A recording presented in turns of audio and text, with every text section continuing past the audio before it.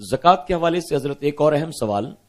आम तौर पर यूं देखा गया कि लोग ज़कात की रकम निकालने के बाद कहीं मदारिस वगैरह में या दूर वालों को, पहचान वालों को यूं दे दिया करते हैं,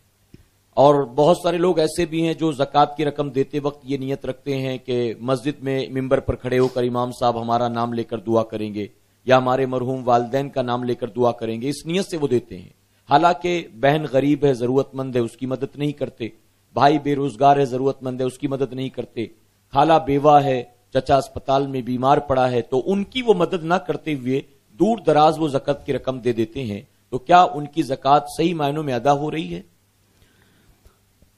ज़कात की अदायगी में इस बात का लिहाज किया जाए कि जो मुस्तहिक हैं उनको दी जाए, और अगर मुस्तहिक नहीं हैं, चाहे वो रिश्तेदार ही क्यों ना हो, उनको न दी जाए। मुस्तहिक होने के लिए वही कि जिनके पास 52.5 तोला चांदी या उतनी मिकदार न हो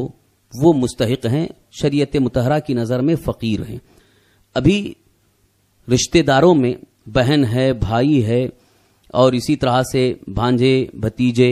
चचा, मामू, खाला, खालू, फूफा, फूफी, ये जितने भी रिश्तेदार हैं, अगर उनमें कोई मुस्तहिक है यानी फ़कीर के हुक्म में आते हैं तो पहले उनको ज़कात की रकम दी जाए, वो ज़्यादा हकदार हैं। उसके अगर कोई मुस्तहिक नहीं है तो आगे बढ़ करके यानी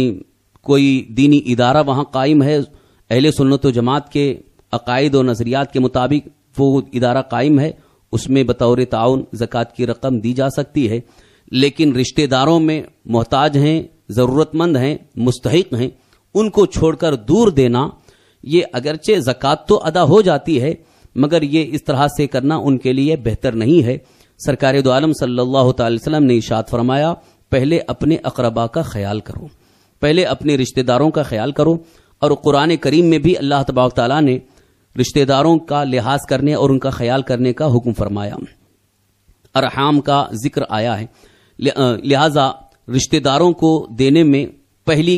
कोशिश होनी चाहिए कि तलाश करें कि अपने रिश्तेदारों में, अपने अक़रबा में कोई अगर मुस्तहिक हैं और वाकई शरीयत मुतहरा की नज़र में वो फ़कीर के हुक्म में आते हैं तो पहले उन्हें दिया जाए। हाँ, अलबत्ता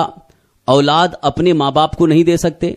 और माँ बाप अपनी औलाद को नहीं दे सकते। यानी बाप अगर अपने बेटा बेटी, पोता पोती, नवासे नवासी इनको नहीं दे सकते, इसी तरह से औलाद अपने माँ बाप, दादा दादी, परदादा परदादी, नाना नानी वगैरह को नहीं दे सकते। उसके अलावा जितने भी रिश्तेदार हैं, भाई हैं, बहन हैं और भतीजे, भांजियाँ, भांजे और चचा, मामू, खाला, खालू वगैरह, ये जितने दूर के रिश्तेदार हैं, उन सब में जो भी मुस्तहिक है, फ़कीर के हुक्म में आते हैं, उनको ज़कात की रकम दी जा सकती है, बल्कि पहले उन्हें देना ज़्यादा बेहतर है।